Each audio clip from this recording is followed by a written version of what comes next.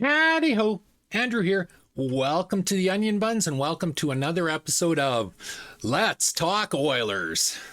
So, as you may or may not know, I detest the Toronto Maple Leafs.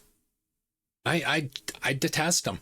Never liked them, except you'd have to go all the way back to Daryl Sittler days.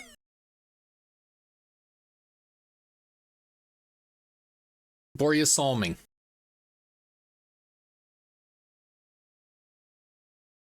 Lanny McDonald.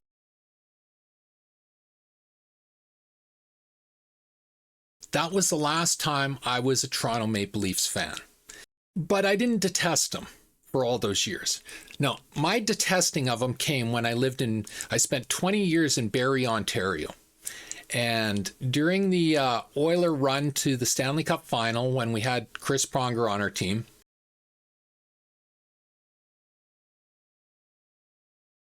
I was a proud Oiler fan. So, on my garage of my house, I put up a Canada flag and I put up an Oilers flag.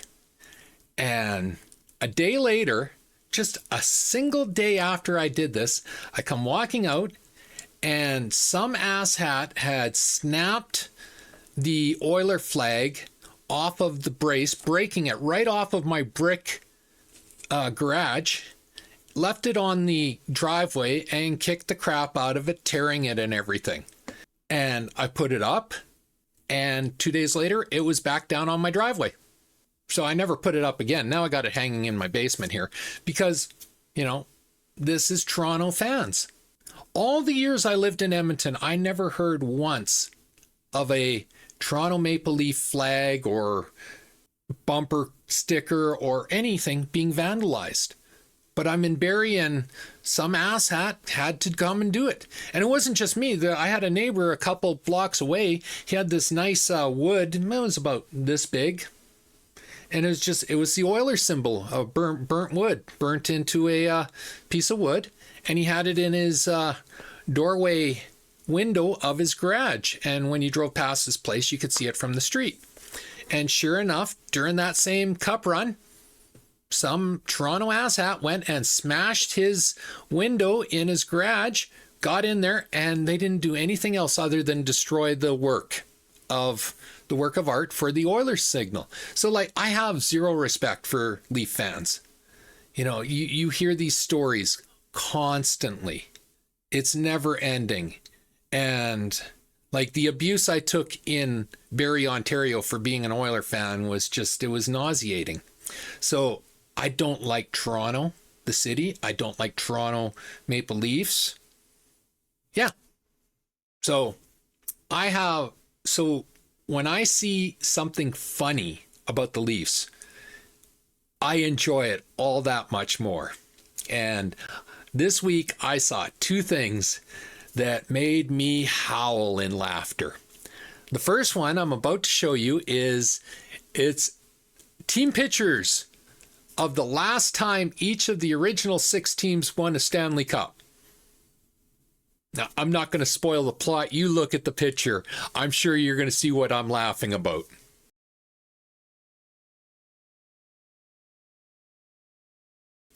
It's just brilliant. Absolutely brilliant. Just masterful. But the second one, this one has me laughing all week long, and I'm still laughing about it. And there's no other way to do it but just sit back and show you. So take a watch of this. Now it's Marchand, sent it down into the empty net. An exclamation point off the stick of Marchand. Oh, Maple Leafs, how do you keep this up? Almost 60 years without a Stanley Cup. You have only got 2 series wins since the lockout in '05. When Game 7s come, you all fold and die, then make all your fans cry. How can your core four. Never f***ing score. Oh, Maple Leafs, you make blood pressure soar. Oh, Maple Leafs, watching you is a chore. All right, that is absolutely brilliant. Masterful. Just huge thumbs up to the person that created that. Like that is a work of art. I wish you would upload it to YouTube so I could do full screen rather than the little Facebook screen, so everyone could fully embrace it. All right, that great way to start off the video. Before we get to the Oiler news, just a quick mention that if you like the videos I make, please like, subscribe, share, and comment. I need to get to 1,000 subscribers and 4,000 hours watched. And the easiest way to do that is for you to like, subscribe, share, and comment. Costs you absolutely nothing, is a huge help to me. So please, please, give me a hand. All right, so on to the topic at hand. So there's not a huge amount going on this week, and it's April, it's August. So that's not a big surprise. But we got a few things that happened, or a few things to talk about anyway. So to start off with, last week I showed you pictures from Leon's wedding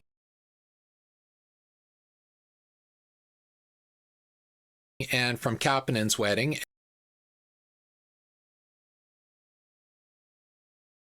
And congratulations to them and their new wives. You know, many, many happy years. A day after I made that video, there was another wedding that week that it was the day after I'd already made the video, so I didn't get to include it. But Troy Stetcher got married this week as well, or last week as well. So congratulations to Troy Stetcher and his beautiful bride. I wish you all the joy in the world and many, many, many years of happiness together. And yeah, so here's a picture of them in their wedding party.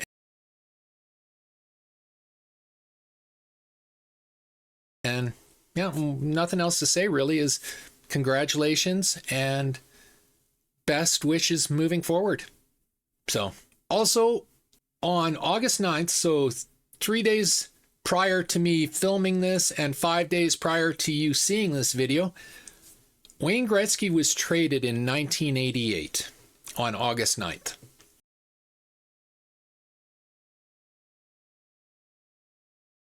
Now, there's been a lot of hay made about that trade.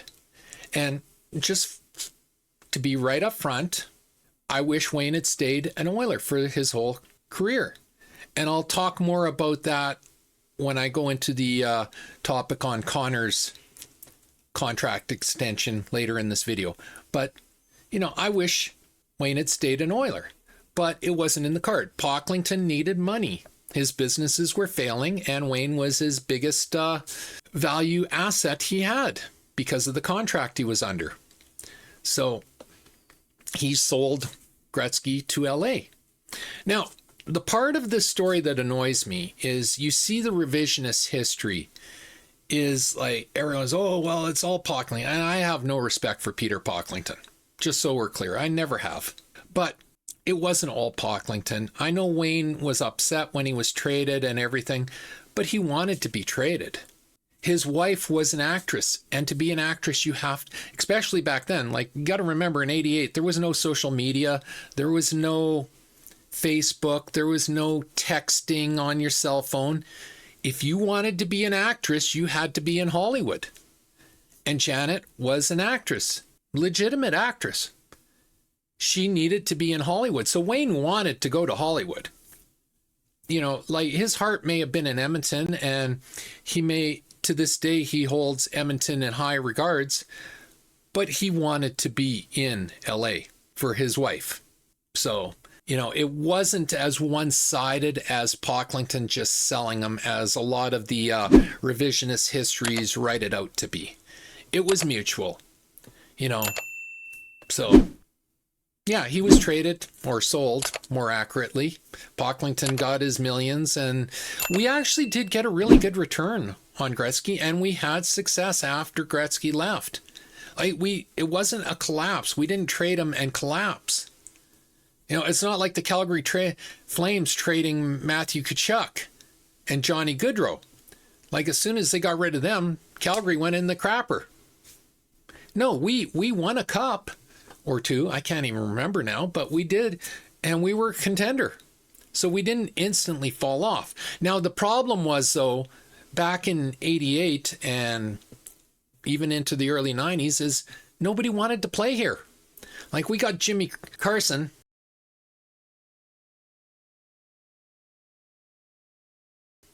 And he was a great player, but he didn't want to be here. So what do? You trade him, and every time you trade a player, you get less and less and less back. And that's eventually what happened to us, is we were moving out all the malcontents, but we kept getting lesser back, and that was our undoing. But, we still were competitive for a number of years after the Gretzky trade. So the Gretzky trade did not kill our franchise, contrary to a lot of the revisionist history. And again, I would have loved for Wayne to finish out his career here. As I said, I'll go into it more in detail on Connor's extension and why I think that. But I would have loved that, but it wasn't meant to be, and it is what it is. So, yeah, August 9th in 1988, Wayne Gretzky was sold to the LA Kings. It's a piece in Oiler history. So this is an interesting conversation. Who has been the best Oiler defense over the past 25 seasons?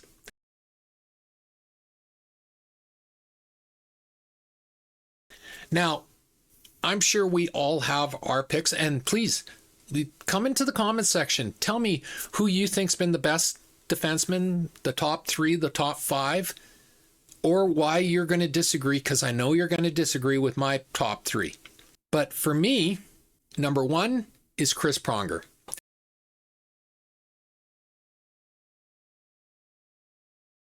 He was only here for a year, but the impact he made was humongous. And he's one of those players, as soon as we lost him, we went from here to here, just overnight. Losing Pronger hurt us more than losing Gretzky did, if you can believe that. But, we all know why. I'm not going to go into why Pronger had to leave. We all know why. And yeah, we're just going to leave that in history. But yeah, Chris Pronger he has been our best defenseman in the past 25 years, bar none. My number 2 pick is Mattias Ekholm.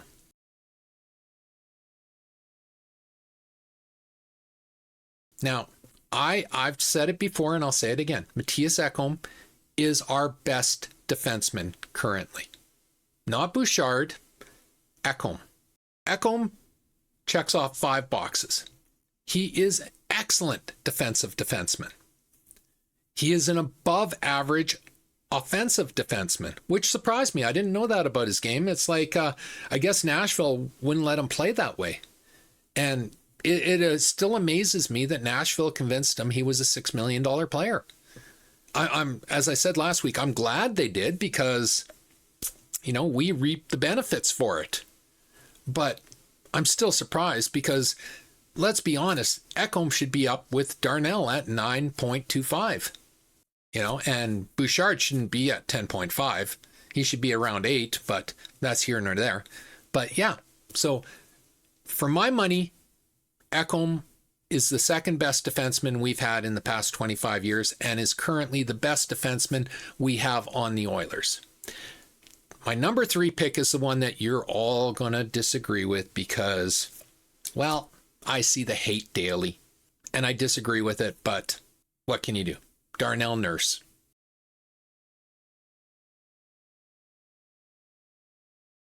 Darnell Nurse is an amazing, amazing defenseman. Contrary to the agenda and spin that goes on daily here.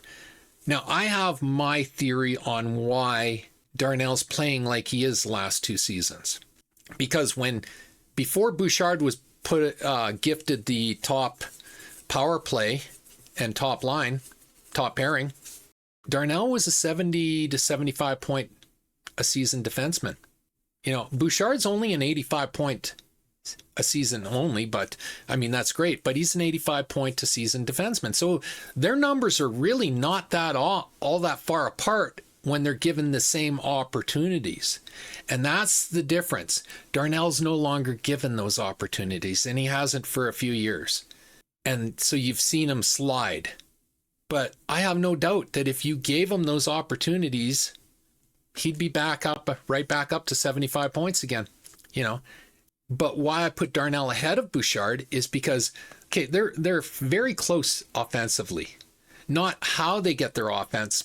Like, Darnell is a much better 5-on-5 defenseman for getting points than Bouchard is. Bouchard is a power play specialist. There's no denying that. I'm not going to try to deny that. That is his game. He's a one-dimensional offensive defenseman who feasts on the power play. Without the power play, we saw when he was with Duncan Keith. As soon as Keith left, Bouchard was a minus 25 player. He wasn't this massive offensive defenseman. Bouchard needed Ekholm to allow him to be that offense, to focus on the offense, because he can't play defense. It's really that simple. He needs an elite defensive defenseman to allow him to play as an elite offensive defenseman. Without the elite defensive defenseman, his game crumbles. Nurse doesn't need that. Nurse is, I'm going to say, a above average, but you could almost, at 75 points, you could actually put him in the elite range too. Offensive defenseman, but then he's also a well above average penalty killer and defensive defenseman. He is a locker room leader. He is physical when he's allowed to play physical. Like, Ekholm checks 5 boxes. Nurse checks 5 boxes. Bouchard checks 1 box. Of our top 3 defensemen right now, that's how I categorize them. So it's Ekholm, Nurse, Bouchard. And over the past 25 years, it's Pronger, Ekholm, Nurse.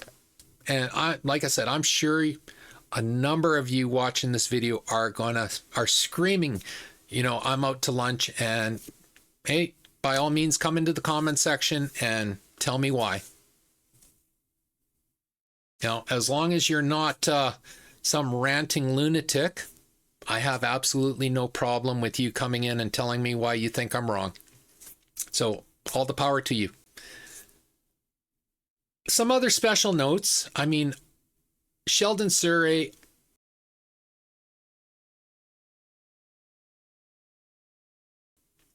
I liked Sheldon Surrey. I liked what he brought. He had the big shot like Bouchard. He wasn't as good defensively as Nurse, but he could play physical. Like, he had that grit, and I always appreciate grit. I like Jason Smith.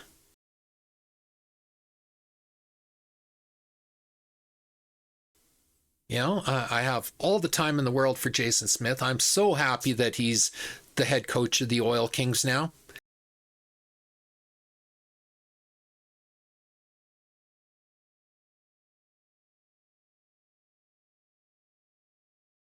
I think those kids are going to do wonder under the mentorship of Jason Smith. So the Oilers have been blessed with a number of good defensemen, but for me, the top 3 over the last 25 years are Pronger, Ekholm, Nurse. And I've already explained why. So, yeah. So that's my take on that. What's your take? Again, come into the comment section. Tell me what your top defensive over the past 25 years is, what your top 3 is, what your top 5 is, what your top 10 is, why you agree with me, why you disagree. Come in and tell me. Again, as long as you're not being abusive and, a lunatic, I have absolutely no problem with people disagreeing with me. So come on in. Let's have a discussion. And if we have enough discussions, I can put out a video going over what you say, my comments, your comments, make for an interesting video. So, yeah. Anyway, So just a little insight into how I film Let's Talk Oilers. Do the filming every Tuesday to be released on Thursday. And that gives me a full 48 hours to mule over what I've reported or the content I've created. And normally it's not an issue, but every once in a while there's that one story that just doesn't sit well with me. And maybe it's getting too political, which I try not to do on this. Maybe it's, I didn't like the sources or something, and because there's certain sources out there that I refuse to repeat what they say, and so stuff like that. So that happened yesterday. I made the Let's Talk Oilers video yesterday, and over the night there was one segment of that video that it wasn't sitting well with me, and so I've removed it from the video. But as luck would have it, a story came across my desk to replace it. So I'm filming today, hence why there's a new shirt, and the bald head has a little bit more hair. But anyway, new story came across. So I'm going to insert this and replace the edited out version. So this is interesting. I originally saw this on a different website, but thanks to the stupid liberal censorship laws, I can't pull up that website on my PC. It was on X, but I can't re-find it because it's not a page I follow. It's just a suggestion one. And so I have to find a different source for this. So I went to Canucks Daily. So anyway, what they had to say is, not happy. Oilers legend finally breaks silence on Evander Kane trade to the Canucks.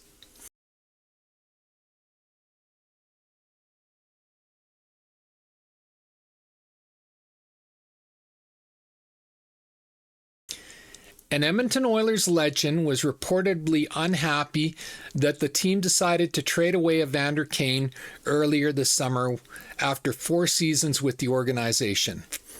At the end of June, the Edmonton Oilers general manager Stan Bowman, looking to clear some cap space in order to lock up Evan Bouchard to a massive contract, massive overpay, he decided to trade Evander Kane to the Vancouver Canucks in exchange for a 4th-round pick in the 2025 NHL draft. Kane was quite thrilled by being traded to his hometown team, though we're already hearing stories that he may be returning to the Oilers at the trade deadline. And with the Canucks searching for a top 6 forward this summer, it seemed like a good fit, even if it is just 1 year, given that he's set to become a free agent next July. With that said, I'm incredibly excited for the next chapter of my career as I join the Canucks. This is Kane sent out a tweet. And it's an honor to become part of an organization and team that I grew up watching as a kid, which he did. He's from Vancouver. Vancouver is a city that lives and breathes hockey. False. It's so false. I'm looking forward. Vancouver is a city that jumps behind their team when they're winning and abandons them when they're losing. That's really the truth of it. Vancouver is a city. I'm looking forward to the opportunity to play in front of my hometown as I did many years ago as a Vancouver Giant, Kane said in June. Well, what would you expect Evander to say? It is his hometown, so I'm sure there is some excitement in that regards. But he knows he's gone from a contender to they weren't even a playoff team. So, we'll see. And it's only for 1 year. And like I said, I'm already hearing rumors that the Oilers may go after him at the trade deadline and bring him back into the Oilers for a playoff run. So, while some Edmonton Oiler fans weren't surprised that Evander was the one dealt to clear up cap space, one of the team's all-time greats was reportedly not very happy with Stan Bowman's decision. Edmonton Oiler legend Paul Coffey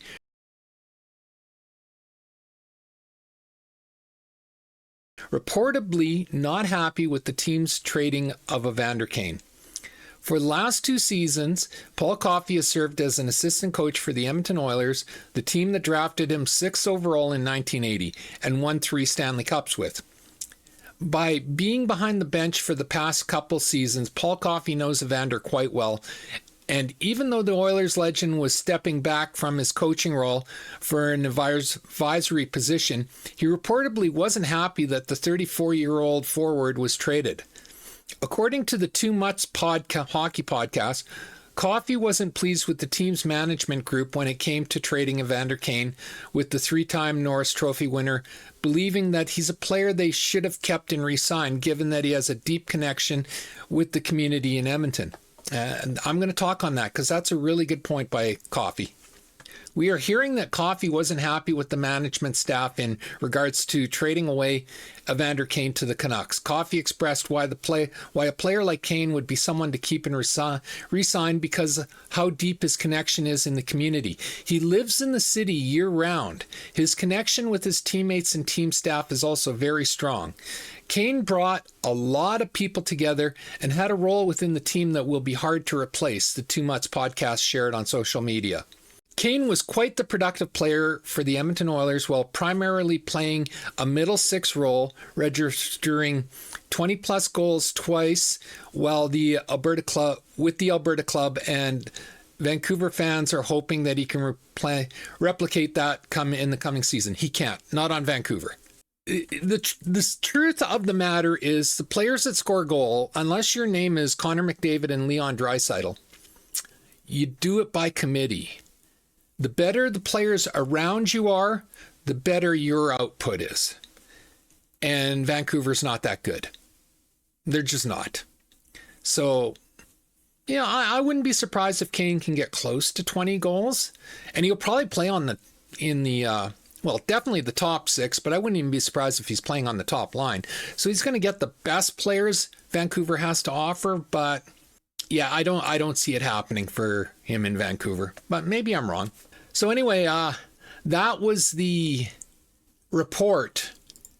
Now, Coffey makes a good point, and you've heard me go on about this, is I love when ex-Oilers come back and they praise the city, because I'm old enough to remember when we couldn't get anyone into the city.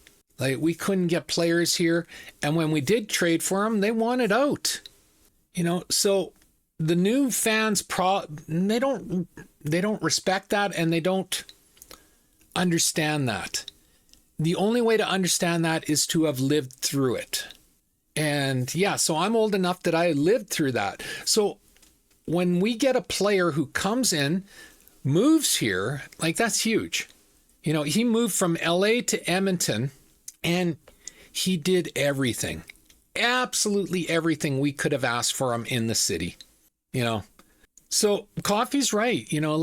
I hadn't even considered that part of the equation. I just looked at Evander, the player, and, I understood the trade because, and I don't blame Evander for it. I don't even blame the Oilers for it. The league has it out for Evander. And that's very obvious in this last playoff run. Bennett was a billion times dirtier than Evander was. Yet Bennett, I think he got penalized, maybe twice in the entire final series, whereas Evander, he couldn't even look cross-eyed at a referee without getting a penalty. So it was very obvious that the league has it out for Evander, and for that reason, I wasn't upset by the trade, because as much as I like Evander, that hurts the team, And I'm not even sure if I would trade to bring him back in the playoffs, because unless we see a change by the league, it's just going to repeat itself. And again, it's not Evander's fault. This is how he plays hockey. This is how he's always played hockey. There is far dirtier players out there currently, and they're not penalized 1/100th as much as Evander gets penalized. So it's not his play style. It's the league wanting to drive him out of the league. I firmly believe this. So, yeah, I understand the trade, but I agree with Paul Coffey.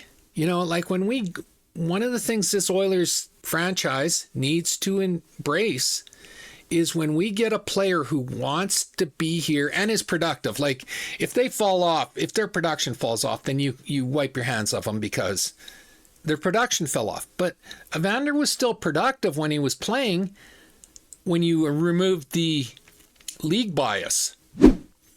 So when you have a player who's still productive and they want to be here and they bought in fully to the Edmonton climate and experience, and I'm not talking about weather, I'm talking about the overall climate of the city and the people and the culture, then you need to hold on to those people and you need to embrace them. So, I'm reading what Paul Coffey said and I got to agree with him. I understand why the Oilers moved Kane, but now I'm thinking it was a mistake too. Hopefully we can re-sign him next year. He's on the tail end of his career now, so maybe we can bring him in at a better cap hit. I mean, that's what it was about. He was getting $4 million a season. They grossly overpaid Bouchard by $2.5 million. They needed the money from Kane's contract to overpay Bouchard. It's that simple, So, yeah. Anyway, I found that interesting. So when I decided I was going to cut out probably about a 10-minute segment, I needed something to replace it for tomorrow's video. So this is what I found. And yeah, I think this is really worth. What do you think of this? Like, what do you think of what Paul Coffey said? Do you agree with him? Do you disagree with him? Leave your comments in the comment section of my YouTube channel. Let me know. I'd be very interested to hear what people have to say on this topic. I've said my piece. Now give me your piece. All right. As I've told you before, I have huge, huge respect for Devon Dubnyk.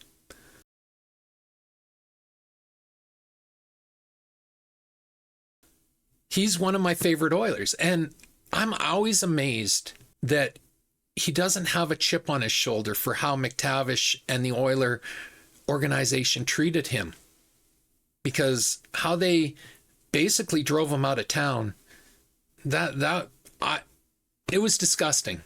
It was unprofessional and it was disgusting.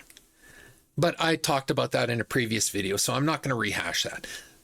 But I'm always amazed that he doesn't carry a chip on his shoulder. So he's doing a segment on Oilers Nation now, Ask Duby. And I'll link to the article because it's their content. So, if you want to see all the questions he answers, you should give them the attention and the clickbait. Well, not clickbait, but you know what I mean. It's not my place. But the one question they asked, I do want to cover. It's, how hard would it be for a goalie who's been out of the game for 1.5 seasons to make a comeback like Carter Hart?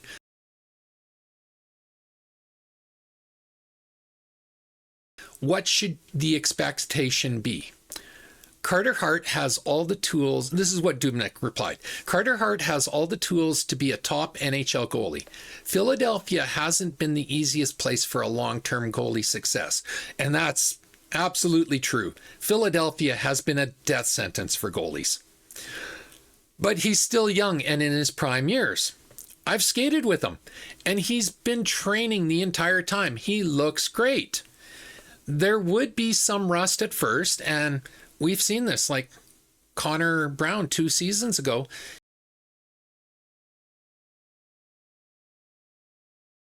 He was coming off of a season. He missed a season with an injury, and it took him almost the entire regular season before he got himself back up to speed. And then last season we had Jeff Skinner.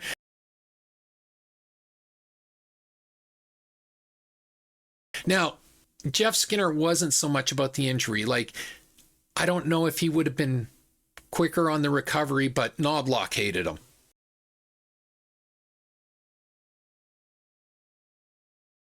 I don't care what Knobloch says. It was obvious Knobloch did not want him on the team and just kept benching him and putting him in the press box and putting him down on the fourth line. And like, Skinner was not getting a chance under Knobloch. And so I don't know how much quicker than Skinner would have recovered. But we saw early on he was struggling to get back up to speed as well. So that's the same thing.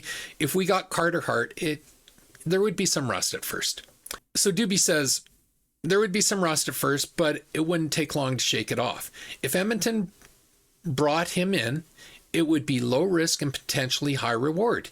He could push Stuart Skinner and even take over the starter role if needed, all while likely coming in on an affordable deal. And I said this last week, that if we do sign him, and my gut tells me that Carter Hart's going to end up an Edmonton Oiler, at least for one season, that we would sign him for a 1-year deal on an affordable contract and see if he's a fit with the team and if he can refine his form. But I have no reason to believe this other than my gut feeling. So if it doesn't happen, you're all welcome to come back and go, yeah, Andy, you're out, take a lunch. Because it's just a gut feeling. I haven't heard any of the insiders say it or anything. Just a gut feeling. But I think Carter Hart's going to end up in the Edmonton Oilers for one season. It'll be probably a $1.5 million contract.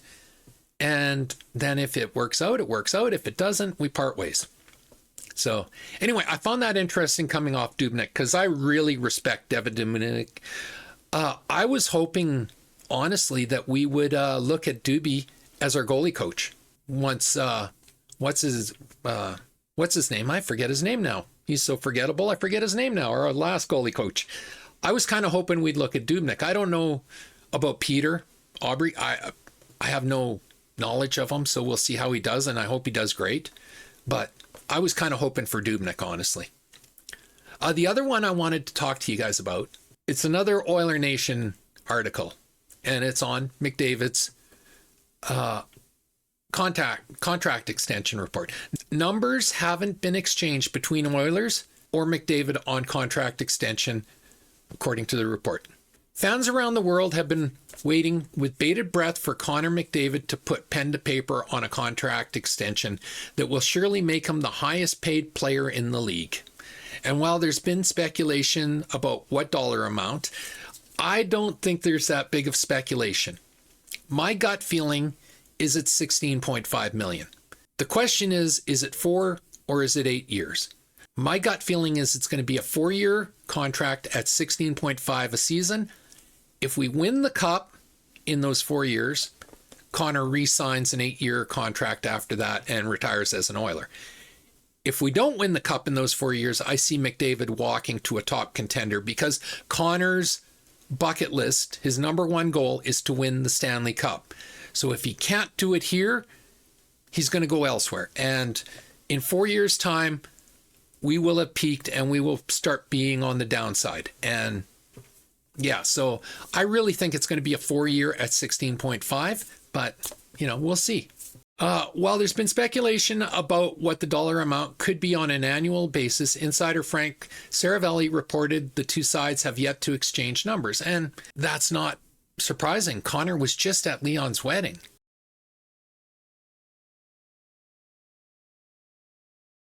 So, my gut feeling is if Connor hasn't re-signed by September, I'm going to say September 10th. So in 1 month, I'm recording this on August 12th. So 1 month minus 2 days. If he hasn't re-signed by then I'm going to be worried, but I'm not worried right now. He was just at Leon's wedding and, he's been busy. It's been a busy summer. They played late, so there was no contracts going on then. Then he had weddings, and a vacation. So this next month is going to be the make or break. People in Edmonton, Alberta are nervous. Should they be? I don't think so, said Saravelli. It's been very busy social summer for Connor McDavid, as everyone saw on social media overseas in Europe at best friend Leon Draisaitl's wedding, which I just said. Should people be nervous? Well, my understanding is that numbers haven't even been exchanged yet. Again, I'm not surprised that I think everybody knows the number is 16 to 16.5. I don't think Connor's going to ask for more than that because if he goes higher than that, that takes away from building the team. And I don't expect him to go lower than that because he's not getting paid Austin Matthews money. Like, that would be an insult to Connor McDavid. It's been very busy social summer. Should people be nervous? Well, my understanding is the numbers haven't been exchanged yet. They're still very early in the process, and yet there doesn't seem to be any hint of nerves or panic or fear from either the Edmonton Oilers side, as best as I can tell, and also the McDavid side. From everything I hear, this deal's basically done. It's just hammering out the details. Connor's re-signing, contrary to what you'll read from TSN and Sportsnet, the Toronto media. Because the Toronto media loves to sell the concept that Connor's going to Toronto. Connor's not going to Toronto. Even in 4 years, Toronto's in the same window as us. They're just not as good. So in 4 years' time, if we're starting down, we're going to go to the second round, then we're going to go to the first round, and then we might fall out of playoffs for a few years. Toronto, they can't even get past the second round. So once they start falling down in 4 years, it's going to collapse. So Connor's not going there because Connor wants to win the cup. So in 4 years' time, if he hasn't won the cup in Edmonton, he's going to go to a top contender, and that top contender is not the Toronto Maple Leafs. As Saravelli indicated, there is no need for concern. And last summer, when the Oilers were negotiating with Leon Draisaitl, it wasn't until August that conversations began, which is what I kind of just said, it wasn't until August for Leon, so it's only August 12th. I'm recording this on August 12th. So, I give it another month. I'd expect in relatively short order here, whether it's in the next week or two, that the process will begin to ramp up. And that essentially, the way it's been explained to me, is the minute that Connor McDavid picks his head up off the pillow and decides that he would like to have a contract extension done, that's the day it'll happen, he said. For McDavid and the Oilers, it's simply a matter of when, not if. And that's everything I've heard or read as well. So, yeah. So, I'm not concerned about the extension. I don't think anyone else should be.